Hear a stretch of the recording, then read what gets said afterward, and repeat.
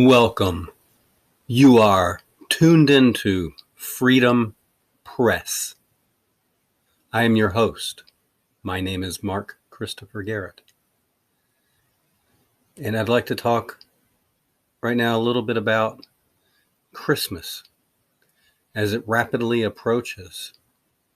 And I have a lot of tech people in my family, as I am sure you do. I was sitting here curious as to what do I get these young, savvy individuals. So I did as anyone does this day. I went onto the Google machine and I did a search. And there is just some amazing new gadgetry out there.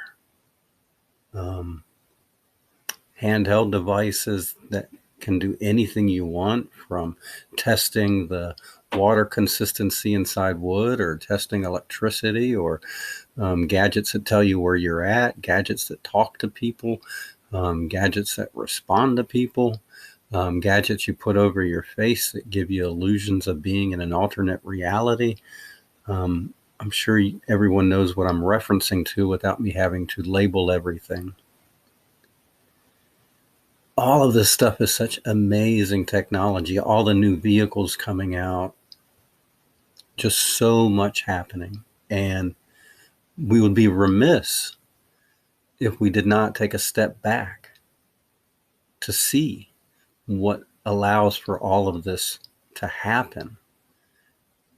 And this is where a lot of people, it's like seeing Santa Claus for the first time, if you know what I mean. I'm not going to ruin it for those that don't know, but when those finally see Santa Claus, it kind of,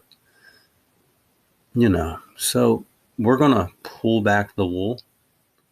We're going to show you some things. And again, I'm not anti-gadget. I'm not anti what I'm about to talk about. I'm anti the people that are negatively talking about this issue without bringing up this fact of the matter of the issue itself.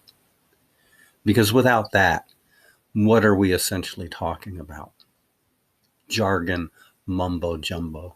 If we haven't defined that an apple's an apple, an orange is an orange, and anybody can say whatever they want to say, then literally nothing will ever make sense. And so that's exactly what we don't want to happen. So we're going to define our terms here real quick, of what we're talking about. And a lot of these gadgets are made with plastic, shiny plastic.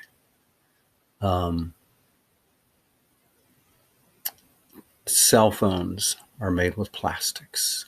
TVs are made with plastics. Car components, engine components are made with plastic. They're even making entire radiators out of plastic. But like I said, all this new tech, watches, the head devices, just any tech that's out there, all this plastic componentry that is involved in it. So what are plastics made of? Plastics are made from raw materials, right?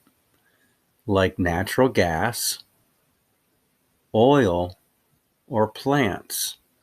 Oh, okay, well, if everybody wants to jump on the Green New Deal bandwagon, then the plants thing would be good until you continue reading, which are refined into ethane and propane. So now we're back to, even if it's derived from plants, it's converted over into an ethane and a propane. So all plastics are made, from their raw materials are natural gas, oil, or plants, which are refined into ethane or propane, which is a gas, right? So ethane and propane are then treated with heat in a process called cracking, which turns them into ethylene and propylene.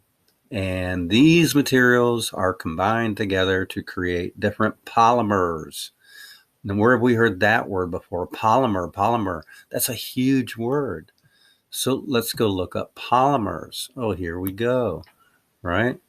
A polymer is any of a class of natural or synthetic substances composed of very large molecules called macromolecules, which are multiples of simpler chemical units called monomers, right? So polymers, poly meaning more than one, make up many of the materials in living organisms and are the basis of many minerals and man-made materials. Okay, well, that is a fancy way of describing, again, mumbo jumbo. So let's see if we can clarify that and let's see what it really is. So what are some examples of polymers?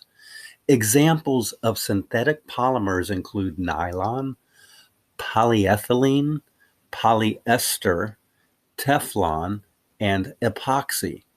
Now, I don't know about you, but I've heard of all of those before, and I understand which industries they're a part of and how large those industries are. Natural polymers occur in nature and can be extracted. Then are often water-based examples of naturally occurring polymers, right? Our silk, wool, DNA. But this is what they like to say. We already saw where plastics become the polymer, and then they reverbiage this to make it all sound like it's going to pass the mustard. Um, Product made from polymers are all around us, right? Clothing from your synthetic fibers, polyethylene cups, fiberglass. How many things do you know made of fiberglass? Okay. Nylon bearings. How many things do you know have bearings in them? This is huge. Plastic bags, huge. Polymer-based paints. Now that's a huge one, right? Epoxy paints and glues, polyurethane foam cushions, and anything made out of polyurethane. Silicone heart valves. Those are heart-saving things, but let's not overlook the polymer-based paints and epoxy glues. How many homes get painted and repainted every day of the year? How many fences get painted every day of the year? How many cars are painted? How many everything is painted? Okay? It is literally everywhere. So what you have to understand is when they say they want to shut down the fossil fuel industry, what they literally mean by that is they want to shut America down so that you can never say made in America again. Now let's look at the latest release of the exports, and this is just, a quick look at. It's not obviously the most up to date, and it is a Wikipedia, so I'll go ahead and apologize for that. But it'll give us a basis. Anyone that wants to go further, by all means, do so. But you'll see right at the top, they'll start off with the foods, feeds, and beverages, and everything's a little par, maybe up a bit. Soybean is up, right? Where do we send soybean off to? I'm not going to say it out loud, but corn, right? All this kind of stuff, right? But then we get to industrial supplies and materials. Now that's the big one. So when we get over to industrial supplies and materials, we're down $59 million, right?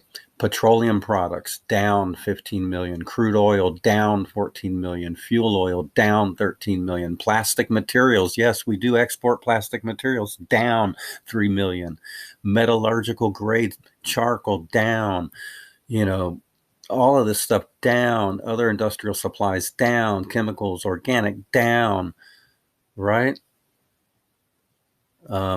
Natural gas liquids down, coal and fuels down, newsprint down, man-made cloth down. Yes, now that we found out how man-made cloth is made, we can't make any, can we?